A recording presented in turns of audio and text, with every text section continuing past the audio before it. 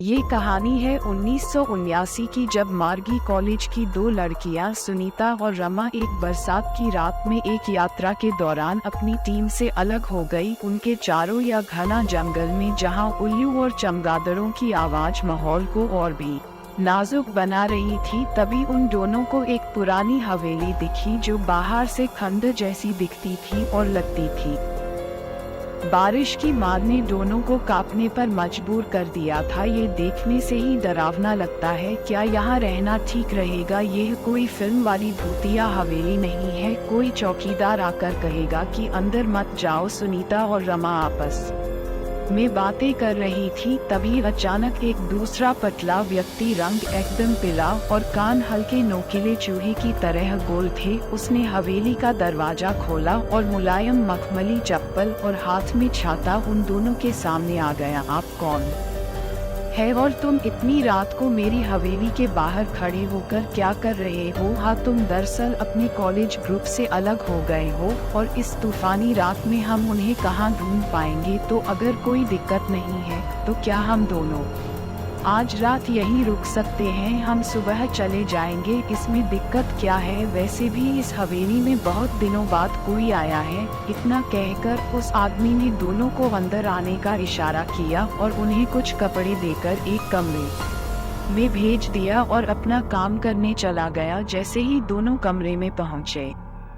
रमा सुनीता से फुसफुसा कर कहा, मुझे दाल में कुछ काला दिख रहा है। एक आदमी जिसे हम नहीं जानते, उसने हमें इतने आसानी से अपने घर में आने दिया। उसने हमारे कपड़ों की भी व्यवसाय कर दी है। हाँ, तो आपने कभी नहीं सुना होगा कि यह अंग्रेज लोग कई महिलाओं के साथ उठते हैं और भी बहुत कुछ करते हैं। अगर कपड़े किसी के भी हो तो क्या होगा? सूखे और साफ काफी है। क्या आपको यह अजीब नहीं लगता? रमा, तुम व्यर्थ चिंता कर रही हो। तुम भूल रही हो कि हम हवेली में हैं और वहाँ कुछ ऐसे अमीर दयालु लोग हैं। और देखो, हम बस यही रात गुजारनी है, फिर सुबह होते ही हम चले जाएंगे। यकीन मानिए, कुछ नहीं होगा। सुनीता की बात सुनकर रमा चुप हो गई, लेकिन उसके मन का डर अभी भी उसे अंदर से खाया जा रहा था। और कुछ देर बाद दोनों तैयार होकर डाइनिंग टेबल पर बैठे थे, जहां लॉर्ड वॉरेन ने उन दोनों के लिए एक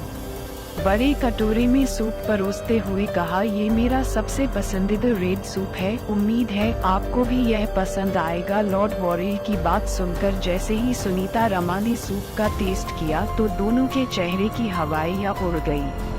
वो जोर जोर से खांसने लगे और सूप थूक दिया। रमा, क्या तुम ठीक हो? क्षमा करें, लेकिन मुझे इस लाल सूप का स्वाद पसंद नहीं आया। क्षमा करें, लेकिन मैं इसे नहीं पी सकती। माफी मांगने की कोई जरूरत नहीं है। पहले तो मुझे इसका स्वाद पसंद नहीं आया, फिर धीरे धीरे इसकी आदत हो गई। शायद आप भी कर सकते हैं। मैं इसके अलावा कुछ भी नहीं खाता, समझ गया? ये कहकर रमा सीधी अपने कमरे में चली गई, लेकिन जैसे ही वह कुर्सी से उठी तो उनकी हथेली में खरोंच लगने से खून बहने लगा और लॉर्ड वॉरेन, जो अभी प्रसन्न मुद्रा में बात कर रहे थे, अचानक उसके 4 दंत पिशाच की तरह बढ़ गए और कुछ ही देर में वो रमा पर झपटा, उसे पकड़ लिया और उसने गले से खून पीना शुरू कर दिया। रमा जमीन पर दर्द से झटपटा रही थी और देखते ही देखते वो जिंदा से मुर्दा में बदल गई। सुनीता, जो ये सब देखकर डर से सफेद हो गई थी, उसने होठों से कहा, लॉर्ड वॉरेन,